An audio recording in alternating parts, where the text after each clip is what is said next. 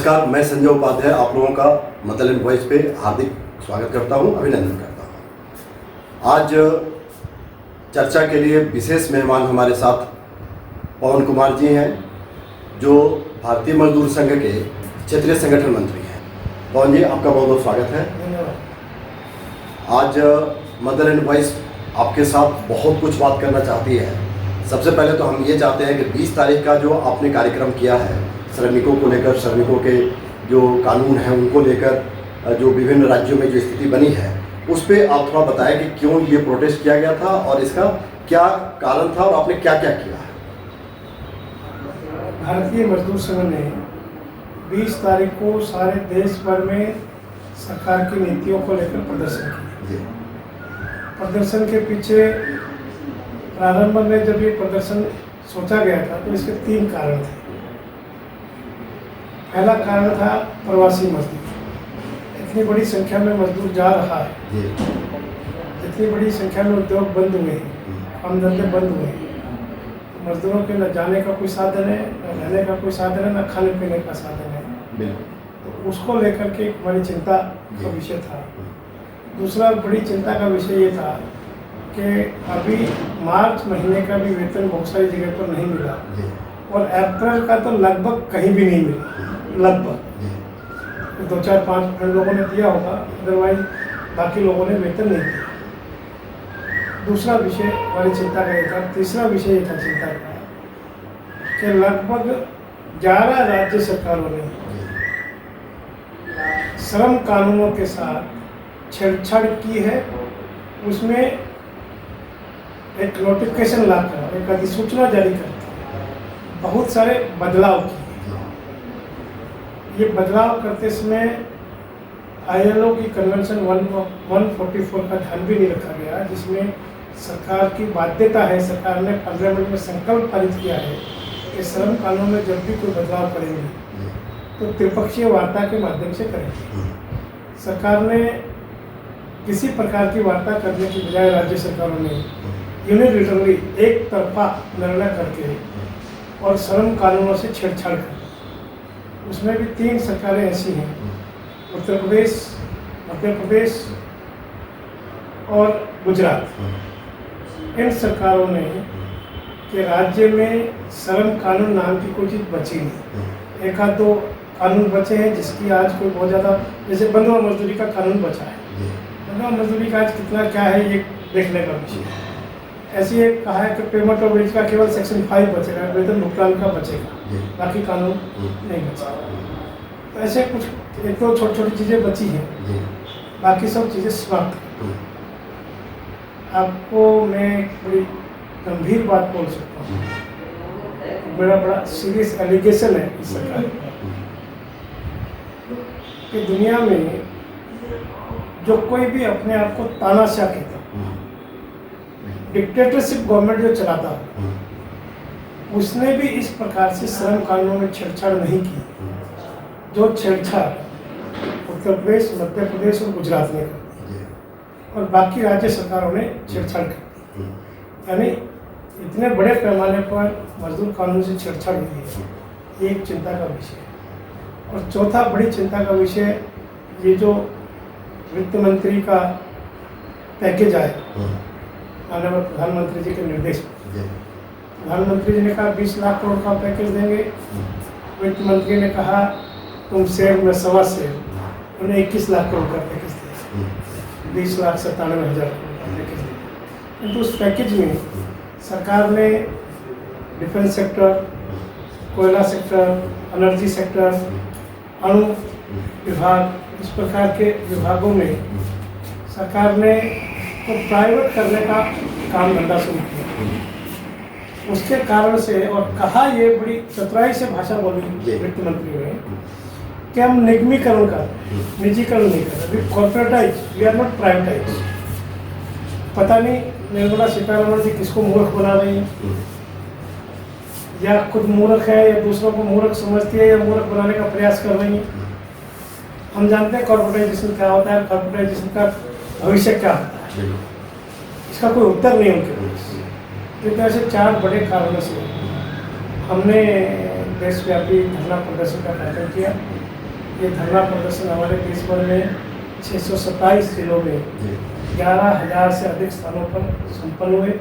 जितने भी कोरोना के पैरामीटर्स हैं, प्रोटोकॉल्स हैं, उस सब का ध्यान में रख करके हमने इस प्रकार के कार्यक्रमों की रचना की थी, जो जबरदस्त ढंग से मजदूर ने जिसको और समर्थन किया। अब प्रश्न ये उठता है कि इतनी सारी जो घोषणाएं करी गई है सरकार के माध्यम से, इसको जो रोड पे मजदूर जो खड़े हैं, जो बाहर जाने का जो प्रयास कर रहे हैं, उनको किस तरह से लाभ ये पहुंचाएंगे? अगर 20 लाख करोड़ का अगर इन्होंने दिया है, तो उसमें मजदूरों के लिए जो बातें आती हैं, फिर भी मजदूर क्यों सड़कों पे आ गए हैं? मजदूर इसलिए सड़क पर आ गया, मैं जैसे पहले कहा, मार्च का वेतन नहीं मिला, अप्रैल का वेतन नहीं मिला, तो मजदूर को वेतन नहीं मिलेगा तो मजदूर खाएगा क्या, रहेगा क्या? इसलिए वो जैसा कैसे भी हो, अपने घर जाओ, जैसी कैसी भी खेती है, जैसे कैसा भी गांव है, वहाँ जा कर के रहेंगे, वहाँ जाकर गुजारा कर लेंगे। इसलिए वो निकला। सरकार की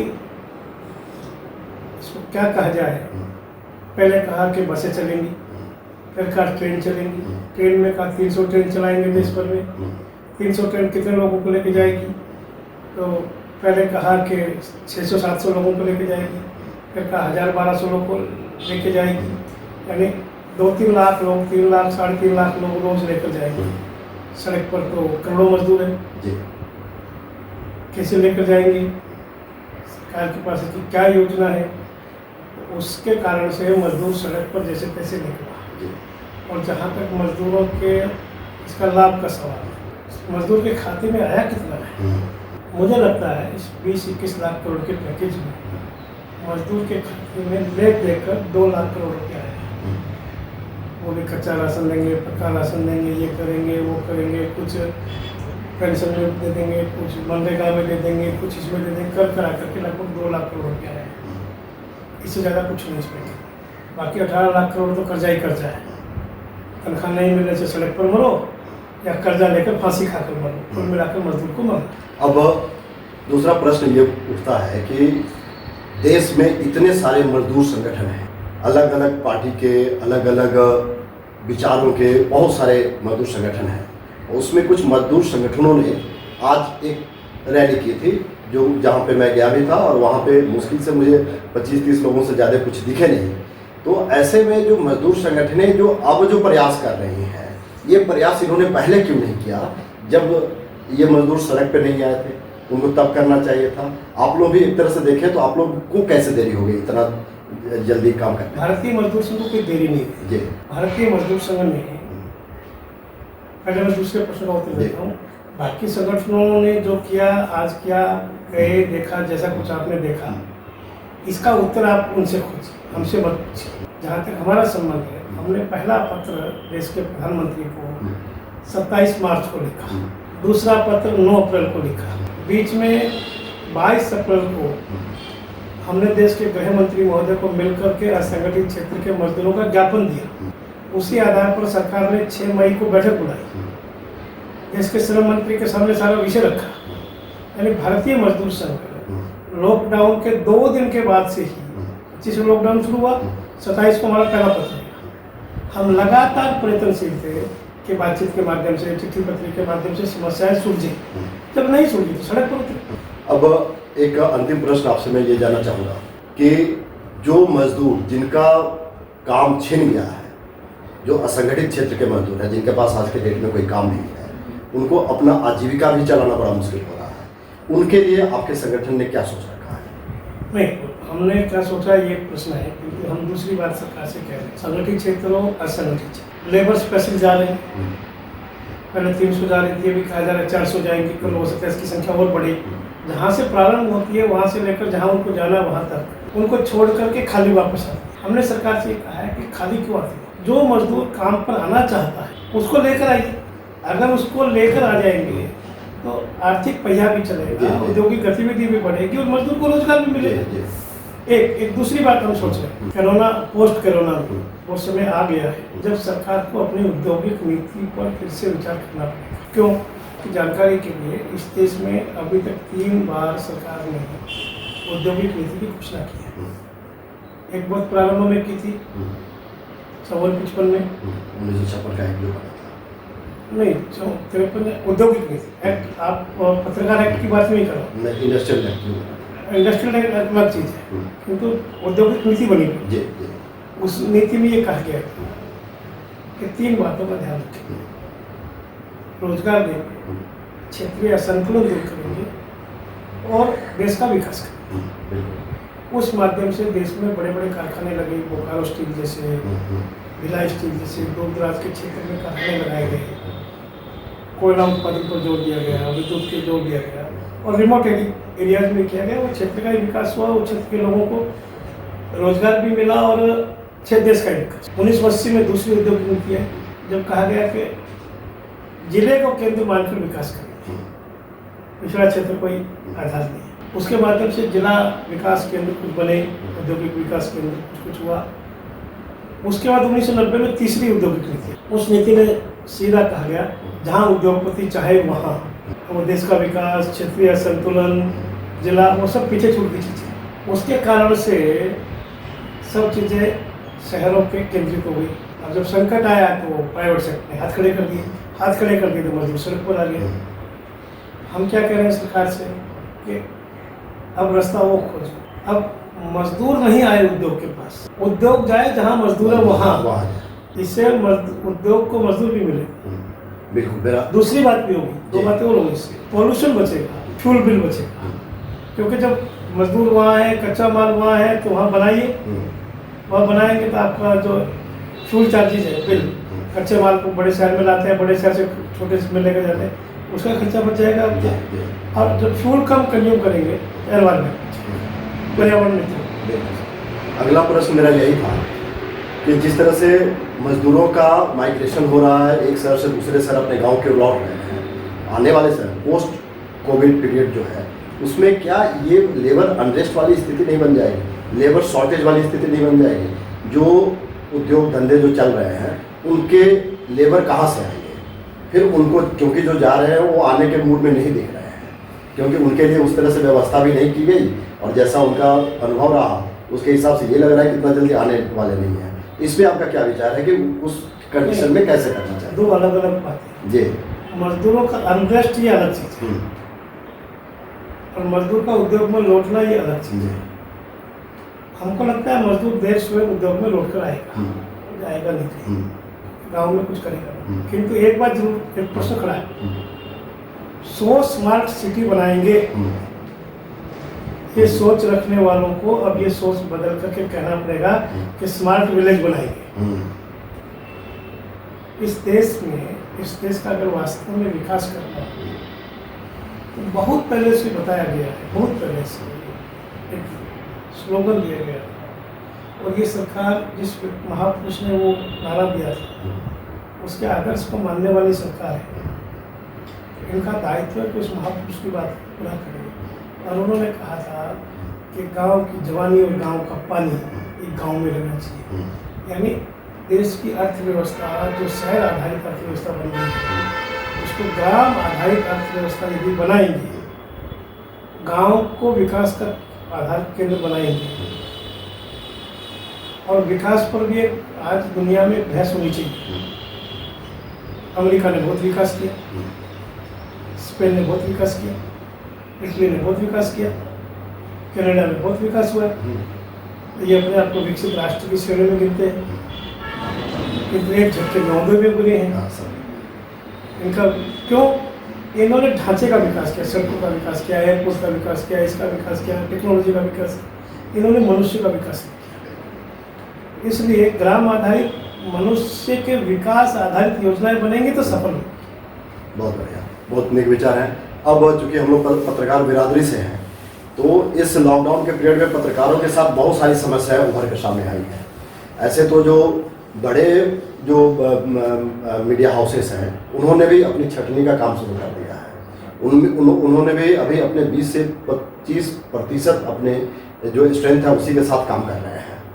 बहुतों ने सैलरी कम कर दिया है, बहुतों ने तो निकाल दिया है।